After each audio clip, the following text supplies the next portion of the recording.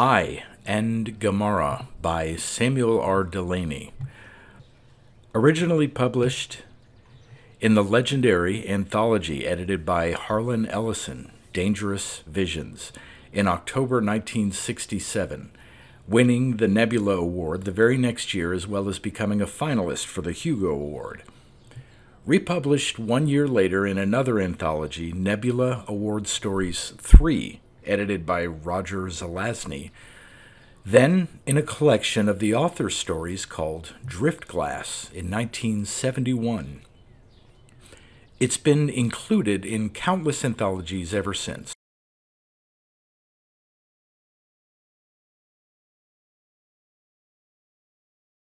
Read by Daryl T. Smith II for my channel, Quasar Spectra.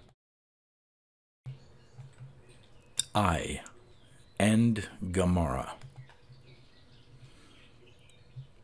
And came down in Paris, where we raced along the Rue de Medicis with Beau and Lou and Muse inside the fence, Kelly and me outside making faces through the bars, making noise, making the Luxembourg Gardens roar at 2 in the morning, then climbed out and down to the square in front of Saint-Sulpice where Beau tried to knock me into the fountain, at which point Kelly noticed what was going on around us, got an ash can cover, and ran into the pissoir, banging the walls.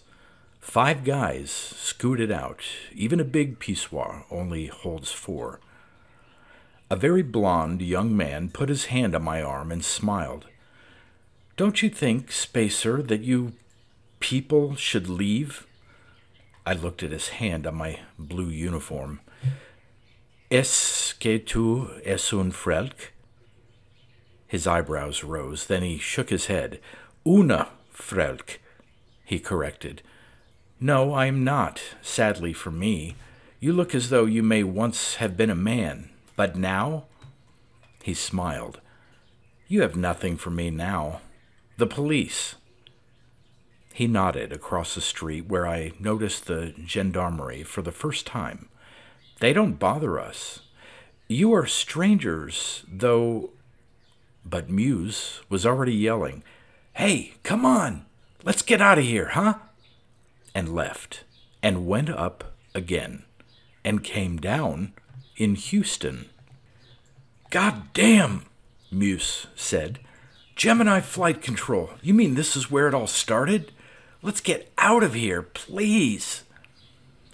So, took a bus out through Pasadena, then the monoline to Galveston, and we're going to take it down the Gulf, but Lou found a couple with a pickup truck. "Glad to give you a ride, Spacers. You people up there on them planets and things, doing all that good work for the government," who were going south, them and the baby. So we rode in the back for 250 miles of sun and wind. "You think they're Frelks?" Lou asked, elbowing me. "I bet they're Frelks. They're just waiting for us to give them the come-on. Cut it out. They're a nice, stupid pair of country kids. That don't mean they ain't Frelks. You don't trust anybody, do you?" "No." And finally, a bus again that rattled us through Brownsville and across the border into Matamoros, where we staggered down the steps into the dust and the scorched evening with a lot of Mexicans and chickens and Texas Gulf shrimp fishermen who smelled worst. And we shouted the loudest. 43 whores, I counted, had turned out for the shrimp fishermen, and by the time we had broken 2 of the windows in the bus station, they were all laughing.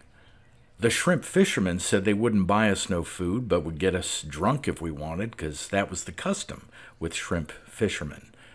But we yelled, broke another window. Then, while I was lying on my back on the telegraph office steps, singing, a woman with dark lips bent over and put her hands on my cheeks.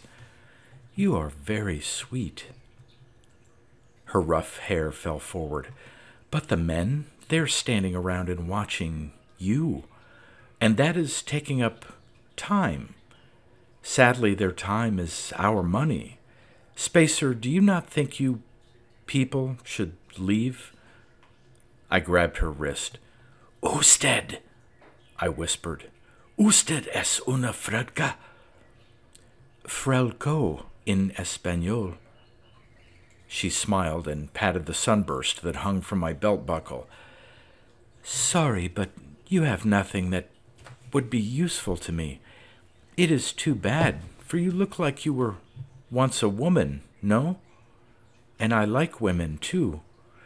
I rolled off the porch. "Is this a drag or is this a drag?" Muse was shouting. "Come on, let's go." We managed to get back to Houston before dawn, somehow, and went up and came down in Istanbul. That morning it rained in Istanbul. At the commissary, we drank our tea from pear-shaped glasses looking out across the Bosphorus. The Princess Islands lay like trash heaps before the prickly city. "Who knows their way in this town?" Kelly asked. "Aren't we going around together?" Muse demanded. "I thought we were going around together." "They held up my check at the purser's office," Kelly explained. "I'm flat broke. I think the purser's got it in for me," and shrugged. "Don't want to, but I'm gonna have to hunt up a rich frelk and come on friendly." Went back to the tea. Then noticed how heavy the silence had become. "Oh, come on now. You gape at me like that and I'll bust every bone in that carefully conditioned from puberty body of yours. Hey, you!" Meaning me. "Don't give me that holier-than-thou gawk like you never went with no frelk." It was starting. "I'm not gawking," I said, and got quietly mad. The longing, the old longing. Bo laughed to break tensions. "Say, last time I was in Istanbul, about a year before I joined up with this platoon, I remember we were coming out of Taksim Square down Istiklal. Just past all the cheap movies we found a little passage lined with flowers. Ahead of us were two other spacers. It's a market in there, and farther down they got fish, and then a courtyard with oranges and candy and sea urchins and cabbage. But flowers in front. Anyway, we noticed something funny about the spacers. It wasn't their uniforms. They were perfect. The haircuts, fine. It wasn't until we heard them talking. They were a man and woman dressed up like spacers, trying to pick up frelks. Imagine queer for frelks." "Yeah," Lou said. "I seen that before. There were a lot of them in Rio." "We beat the hell out of them, too," Bo concluded. "We got them in a side street and went to town." Muse's tea glass clicked on the counter. "From Taksim down Istiklal till you get to the flowers? Now why didn't you say that's where the frelks were, huh?" A smile on Kelly's face would have made that okay. There was no smile. "Hell," Lou said. "Nobody ever had to tell me where to look. I go out into the street and frelks smell me coming. I can spot 'em halfway along Piccadilly. Don't they have nothing but tea in this place? Where can you get a drink?" Bo grinned. "Muslim country, remember? But down at the end of the flower passage there are a lot of little bars with green doors and marble counters where you can get a liter of beer for about 15 cents in lira. And there are all these stands selling deep fat fried bugs and pig's gut sandwiches. You ever notice how frelks can put it away? I mean liquor, not pig's guts." And launched off into a lot of appeasing stories. We ended with the one about the frelk some spacer tried to roll who announced, "There are two things I go for. One is spacers, the other is a good fight." But they only allay. They cure nothing. Even Muse knew we would spend the day apart, now. The rain had stopped, so we took the ferry up the Golden Horn. Kelly, straight off, asked for Taksim Square in Istiklal and was directed to a dolmuş, where we discovered was a taxicab, only it just goes one place and picks up lots and lots of people on the way. And it's cheap. Lou headed off over Ataturk Bridge to see the sights of New City. Bo decided to find out what the Dolma Bosch really was. And when Muse discovered you could go to Asia for 15 cents, 1 lira and 50 krush, well, Muse decided to go to Asia. I turned through the confusion of traffic at the head of the bridge and up past the gray, dripping walls of Old City, beneath the trolley wires. There are times when yelling and helling won't fill the lack. There are times when you must walk by yourself because it hurts so much to be alone. I walked up a lot of little streets with wet donkeys and wet camels and women in veils, and down a lot of big streets with buses and trash baskets and men in business suits. Some people stare at spacers, some people don't. Some people stare or don't stare in a way a spacer gets to recognize within a week after coming out of training school at 16. I was walking in the park when I caught her watching. She saw me see and looked away. I ambled down the wet asphalt. She was standing under the arch of a small, empty mosque shell. As I passed, she walked out into the courtyard among the cannons. "Excuse me." I stopped. "Do you know whether or not this is the shrine of Saint Irene?" Her English was charmingly accented. "I've left my guidebook home." "Sorry, I'm a tourist too." "Oh," she smiled. "I am Greek. I thought you might be Turkish because you are so dark." "American Red Indian." I nodded. Her turn to curtsy. "I see. I have just started at the university here in Istanbul. Your uniform, it tells me that you are—" And in the pause, all speculations resolved. "A spacer." I was uncomfortable. "Yeah." I put my hands in my pockets, moved my feet around on the soles of my boots, licked my third from the rear left molar, did all the things you do when you're uncomfortable. "You're so exciting when you look like that," a Frauke told me once. "Yeah, I am." I said it too sharply, too loudly, and she jumped a little.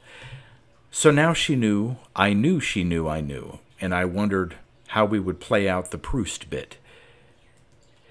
"I'm Turkish," she said. "I'm not Greek. I'm not just starting.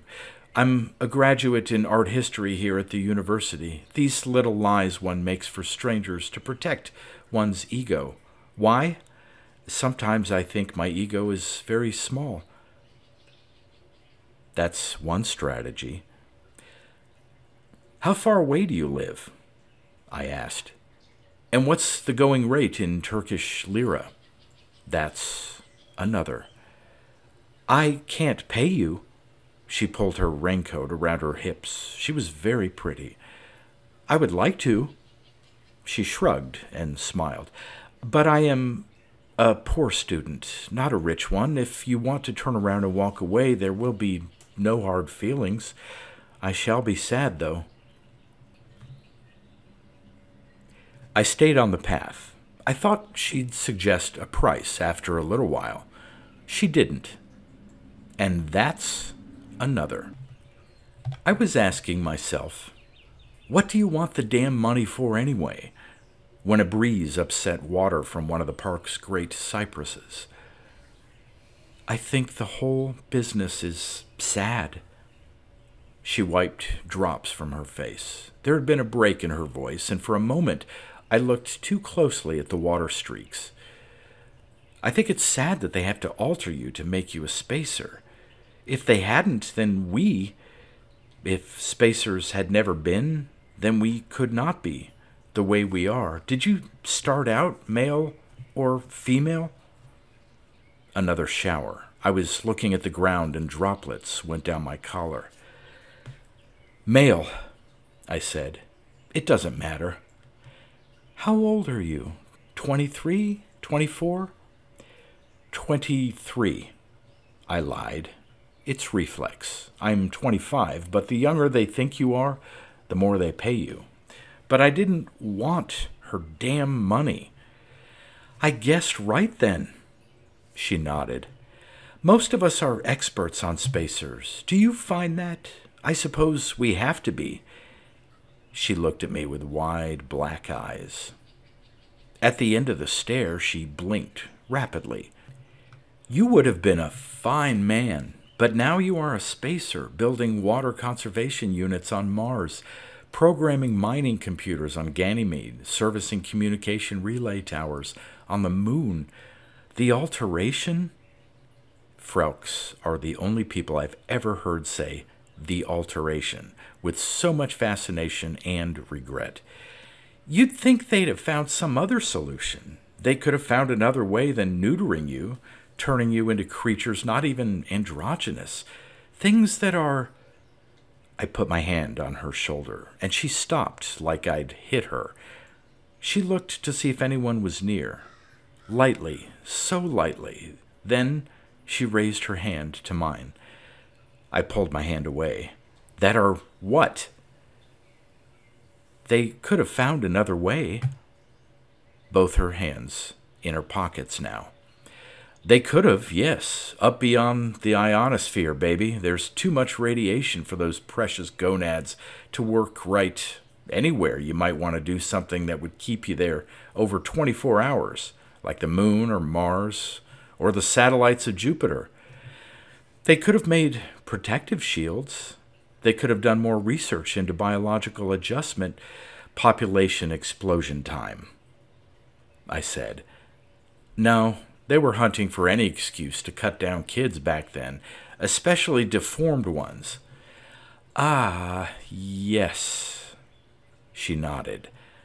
We're still fighting our way up from the Neo-Puritan reaction to the sex freedom of the 20th century. It was a fine solution.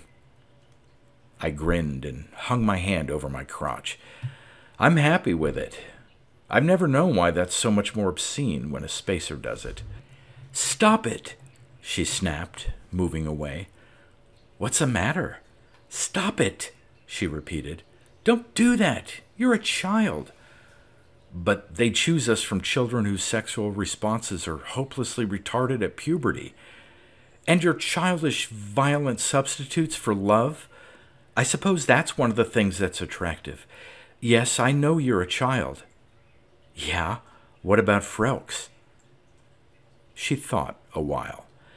I think they are the sexually retarded ones they miss.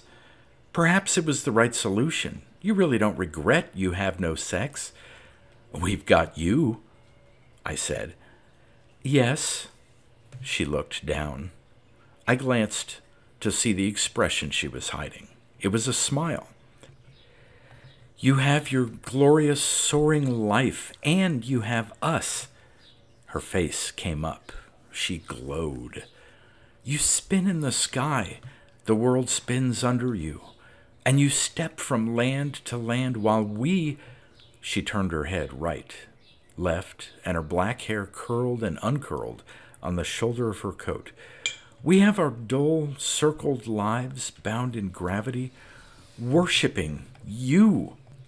She looked back at me. Perverted? Yes. In love with a bunch of corpses in free fall. She suddenly hunched her shoulders. I don't like having a free fall sexual displacement complex. That always sounded like too much to say. She looked away. I don't like being a Frelk. Better? I wouldn't like it either. Be something else. You don't choose your perversions. You have no perversions at all. You're free of the whole business. I love you for that, Spacer. My love starts with the fear of love. Isn't that beautiful? A pervert substitutes something unattainable for normal love. The homosexual, a mirror, the fetishist, a shoe or a watch or a girdle. Those with free-fall sexual Frelks. Frelks substitute... She looked at me sharply again. loose swinging meat. That doesn't offend me. I wanted it to. Why? You don't have desires. You wouldn't understand. Go on. I want you because you can't want me. That's the pleasure. If someone really had a sexual reaction to us, we'd be scared away. I wonder how many people there were before there were you, waiting for your creation. Weird necrophiles. I'm sure grave robbing has fallen off since you started going up, but you don't understand. She paused. If you did, then I wouldn't be scuffing leaves now and trying to think from whom I could borrow 60 lira. She stepped over the knuckles of a root that had cracked the pavement, and that, incidentally, is the going rate in Istanbul. I calculated. Things still get cheaper as you go east. You know, and she let her raincoat fall open, you're different from the others. You at least want to know. I said, if I spat on you for every time you'd said that to a spacer, you'd drown. Go back to the moon, loose meat. She closed her eyes. Swing on up to Mars. There are satellites around Jupiter where you might do some good. Go up and come down in some other city. Where do you live? You want to come with me? Give me something, I said. Give me something. It doesn't have to be worth 60 lira. Give me something you like, anything of yours that means something to you. No. Why not? Because I don't want to give up part of that small ego. None of you Frelks do. You really don't understand. I just don't want to buy you. You have nothing to buy me with. You are a child, she said. I love you. We reached the gate of the park. She stopped, and we stood time enough for a breeze to rise and die in the grass. She offered tentatively, pointing without taking her hand from her coat pocket. I live right down there. All right, I said. Let's go. A gas main had once exploded along this street, she explained to me. A gushing road of fire as far as the docks, over hot and over quick. It had been put out within minutes. No building had fallen, but the charred fascias glittered. This is sort of an artist and student quarter. We crossed the cobbles. Yuri Pasha, number 14, in case you're ever in Istanbul again. Her door was covered with black scales. The gutter was thick with garbage. A lot of artists and professional people are Frelks, I said, trying to be inane. So are lots of other people. She walked inside and held the door. We're just more flamboyant about it. On the landing, there was a portrait of Ataturk. Her room was on the second floor. Just a moment while I get my key. Marsscapes, moonscapes. On her easel was a 6-foot canvas showing the sunrise flaring on a crater's rim. There were copies of the original observer pictures of the moon pinned to the wall, and pictures of every smooth-faced general in the International Spacer Corps. On one corner of her desk was a pile of those photo magazines about spacers that you can find in most kiosks all over the world. I've seriously heard people say they were printed for adventurous-minded high school children. They've never seen the Danish ones. She had a few of those, too. There was a shelf of art books, art history texts. Above them were 6 feet of cheap paper-covered space operas. Sin on Space Station Number 12, Rocket Rake, Savage Orbit. Arak? She asked. Ouzo or Pernod? You've got your choice, but I may pour them all from the same bottle. She set out glasses on the desk, then opened a waist-high cabinet that turned out to be an icebox. She stood up with a tray of lovelies, fruit puddings, Turkish delight, braised meats. "What's this?" "Dolmades, grape leaves filled with rice and pignoli." "Say it again." "Dolmades. Comes from the same Turkish word as dolmuş. They both mean stuffed." She put the tray beside the glasses. "Sit down." I sat on the studio couch that becomes bed. Under the brocade, I felt the deep, fluid resilience of a glycogel mattress. They've got the idea that it approximates the feeling of free fall. "Comfortable? Would you excuse me for a moment? I have some friends down the hall. I want to see them for a moment." She winked. "They like spacers." "Are you going to take up a collection for me?" I asked. "Or do you want them to line up outside the door and wait their turn?" She sucked a breath. "Actually, I was going to suggest both."